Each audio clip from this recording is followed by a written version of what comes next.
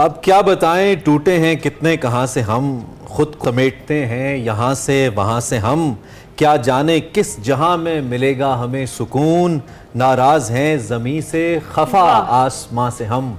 ये शेर हैं जनाब राजेश रेड्डी साहब के, और मशहूर शायर हैं, दुनिया के मुख्तलिफ ममालिक में इंडिया को ओबियसली रिप्रेजेंट करते हैं, लेकिन हम कहेंगे उर्दू शायरी को रिप्रेजेंट करते हैं, क्योंकि आर्ट्स की कोई हदें नहीं होती हैं, और आर्ट्स तो हमारे दिल के, और फिर शायरी तो हम सब के लिए ही हमारे दिल के बहुत करीब है। हमने उनसे रिक्वेस्ट की कि हमारे शो में आएँ, आज हमारे साथ मौजूद हैं, उन्होंने हमें खुसूसी तौर पे वक्त दिया है, और ये आलमी मुशायरा था जहाँ पे दुनिया भर से शोहराए, और रेड्डी साहब भी उसका एक हिस्सा थे। We have this pride to host him in Expresso today. Welcome to Expresso Rajesh Reddy साहब। सबसे पहले तो पाकिस्तान के बारे में हमें बताइए, यू आर हियर, हमें बहुत अच्छा लग रहा है आप यहाँ पे हमारे मेहमान हैं। आपको यहाँ पे आके कैसा लगा? क्या पहले भी आए हैं पाकिस्तान आप? ये मेरे लिए एक सपने का सच होने जैसा है। मैंने दुनिया भर के मुशायरे पढ़े हैं, चाहे अमेरिका हो, चाहे लंदन हो, और चाहे ये मिडल ईस्ट हो। दुनिया में कई बार और कई जगह जाने का मौका मिला, लेकिन एक अरमान था, एक सपना था कि कभी पाकिस्तान जाने का मौका मिले, अपने प्यारे दोस्तों, अपने प्यारे शायरों, अपने उस्ताद शायरों से भी मिलूं, उनसे बातें करूं, और अपने लोगों से जो इतने उर्दू अदब के यहाँ चाहने वाले और उसकी पजीराई करने वाले मौजूद हैं, तो उन लोगों के बीच में जाकर अपने शेर पढ़ूँ, उनसे उन मोहब्बतें हासिल करूँ। और वो सपना इस मुशायरे का जो साकिरा ने शेर कायद मुशायरा कराची का, बल्कि कराची का नहीं, ये दुनिया के सबसे बड़े मुशायरों में से एक है, तो इसमें शामिल होना, इसमें मौजूद होना अपने आप में एक एजाज़ है जो मुझे हासिल हुआ। और मुशायरे में जिस ढंग से लोगों ने प्यार दिया, मोहब्बत दी, वो मैं भूल नहीं सकता ज़िंदगी में। ये मेरे लिए सबसे कामयाब, सबसे प्यारा मुशायरा था। इसके लिए मैं महमूद साहब और पूरी उस साकिरा ने शेर कायद की तंजीम और उनके सब अरकान का शुक्रगुजार हूँ मोहब्बत के लिए, और सब पाकिस्तानी दोस्तों के लिए, पाकिस्तानी अवाम के लिए मोहब्बत का पैगाम मेरी तरफ से पहुँचता है। सही है राजेश साहब, वैसे तो पाकिस्तान और इंडिया की बहुत सारी चीज़ें मिलती जुलती हैं सकाफत में भी, और हम देखते हैं शायरी के हवाले से भी, उर्दू से लगाव भी हो तो भी। आइडियली आप कैसे देखते हैं दोनों ममालिक के ताल्लुकात को, कैसा होना चाहिए? दोनों ममालिक के दरमियान जो एक रिश्ता रहा है, अब हिस्ट्री का भी, तो ये सब हम भले ही पड़ोसी हो गए हों, हम एक घर के लोग हैं, तो एक तहजीब है, एक कल्चर है, एक खान पान है, एक ज़बान है, सब कुछ हमारा एक है।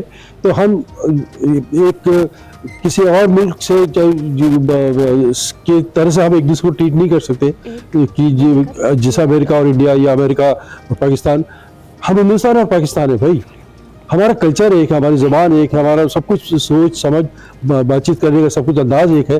तो जैसे मेरी शायरी एकदम लोगों तक पहुँची है, यहाँ की शायरों की शायरी हिंदुस्तान में खूब पहुँचती है, बहुत प्यार करते हैं लोग। और सिर्फ शायरी की बात नहीं है, फनकार है वो, गज़ल के गाने वाले हों या फिर क्या खिलाड़ी हो, तो ये जो दूरियां हैं ये बहुत कम क्या बिल्कुल नहीं होनी चाहिए। जब एक दूसरे के खिलाड़ी, एक दूसरे के फनकार, एक दूसरे के शायर, एक दूसरे के जहाँ आराम से आ जा सके, ये माहौल होना चाहिए। हम ये समझते हैं मोहतरम राजेश रेड्डी साहब के, अगर कराची जैसे मुशायरे होते रहें और आप जैसे शोहरा, बड़े शोहरा इस तरह से नवाजते रहें यहाँ पे ऑडियंस को आकर, और हमारे शोहरा वहाँ जाते रहें, तो मेरे ख्याल में ये फासले कम होते जाएंगे। एक शायर और अदीब का बड़ा रोल होता है, जंगों के बाद भी शायर और अदीब ही होता है जो उस आग को बुझाता है। आपके ख्याल में दो ममालिक जैसे पाकिस्तान भारत हैं, ताल्लुकात की बेहतरी के लिए एक शायर या अदीब क्या रोल प्ले कर सकता है, क्या किरदार अदा कर सकता है? वो निभा सकता है कि जब मौका मिले, मैंने इस मौके को जाने नहीं दिया महमूद खान साहब की मोहब्बत कि ये मौका मुझे मिला और मैंने इसे हासिल किया, और इस मौके का बेहतरीन इस्तेमाल ये हुआ कि मैं लोगों तक पहुंच सका, लोगों ने मुझे प्यार दिया, मोहब्बत दी। तो ये पैगाम जो एक शायर दे सकता है वो मैंने अपनी ज़ात में किया, और जो आवाम कर सकती है पाकिस्तान की वो उन्होंने किया कि जिस मोहब्बत के साथ उन्होंने सुना, सराहा। तो ये एक शायर यही कर सकता है, आवाम यही कर सकती है, और दोनों तरफ ये है कि यहाँ के शायर को इसी तरह से सुना जाता है, इसी तरह से मोहब्बत की जाती है जिस तरह से मुझे सुना गया। ठीक है राजेश रेड्डी साहब, एक और चीज़ बड़ी इंपॉर्टेंट है, शायरी और अदब में हुकूमती सरपरस्ती जो है वो कितनी ज़्यादा इंपॉर्टेंट है इंडिया और पाकिस्तान दोनों ममालिक में। और ये भी बताइएगा कि ये जो इल्म है इनफरादी तौर पर ये पनपता है या फिर इसमें रियासती सरबराही जो है उसकी भी जिम्मेदारी एक होती है, इसमें मावन साबित हो सकते हैं ताकि इल्म की तरवीज हो? ये हर मुल्क में होता है और हर मुल्क को होना चाहिए। जो हमारे यहाँ शायद अभी कम है कि सियासी लोग जो कर सकते हैं वो ये कि उनकी पजीराई करें, उनकी किसी तरह से मदद करें। और जैसे आने जाने में भी अगर ये चीज़ें आसान हो जाएं तो ये सियासी लोग इसी तरह से मदद कर सकते हैं कि ये पैगाम एक दूसरे तक पहुँचे, लोग एक दूसरे तक पहुँचे, फनकार एक दूसरे तक पहुँचे और जो मोहब्बत है, जो फ़न है, इस मुल्क का उस मुल्क में जाए, उस मुल्क का इस मुल्क में आए और खिलाड़ी हो या फनकार हो आसानी से आए जाए और हम एक दूसरे से बार बार मिले। Really help. ठीक है, बिल्कुल ठीक है। हमारी जो ये सरजमीन है बड़े सगीर की, इसमें पाको हिंद सभी आ जाते हैं, इसमें बहुत बड़े बड़े शोहरा पैदा हुए, बहुत बड़े बड़े नाम पैदा हुए और हमें बड़ा फ़ख्र है इस पे। उनका ताल्लुक भारत से था, यानी कि बॉर्डर की उस साइड से या इस साइड से, वो सारे हमारे शोहरा हैं, हम उन्हें ओन करते हैं, उर्दू उनको ओन करती है। अब भी क्या ये धरती इस कॉन्टेक्स्ट में आपको इतनी जरखेज़ लगती है? जो नए शोहरा आ रहे हैं, आप बतौर शायर उनसे कितने मुतमईन हैं? और अगर उस पर कुछ सुखम है तो आप क्या समझते हैं किन मामलात पर काम करने की ज़रूरत है? नए शोहरा को किस बेहतरी की ज़रूरत है? देखिए, अब किसी भी नए शायर को पहले तो उसे एक जगह बनानी होगी, अपनी पहचान बनानी होगी, तो वो पहचान बने। लेकिन आने वाले वक्तों में जिस ढंग से उतना आसान नहीं है, जिन जिन बड़े लोगों को हम खो चुके हैं, जो महफिल से उठ चुके हैं, उनकी जगह भरना इतना आसान नहीं है, उसमें वक्त लगेगा। और ये कितना वक्त लगेगा इसको कुछ नहीं कह सकते। लेकिन नई जनरेशन आ रही है, अपना काम करिए और मैं उम्मीद रखता हूँ कि कभी न कभी हम से ही अब इन जनरेशन में से ही कोई बड़े नाम पैदा होंगे जो देर तक कायम रहेंगे। सही है। राजेश रेड्डी साहब बताइएगा, पाकिस्तान में ऐसी कौन सी चीज़ है जो आपको बहुत ज़्यादा अच्छी लगी है, जिसे आप जाकर मिस करने वाले हैं?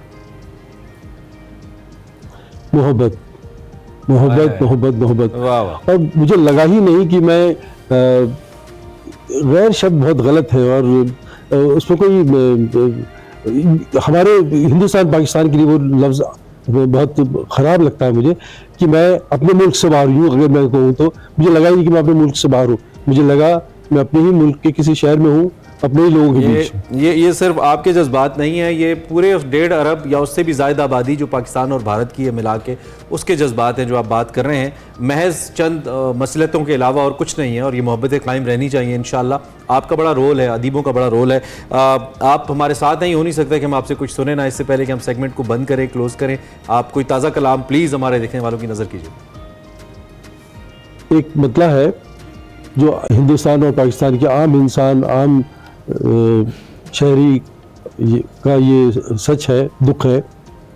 शाम को जिस वक्त खाली हाथ घर जाता हूँ मैं, शाम को जिस वक्त खाली हाथ घर जाता हूँ मैं, मुस्कुरा देते हैं बच्चे और मर जाता हूँ मैं। वाह वाह वाह वाह वाह वाह वाह वाह वाह।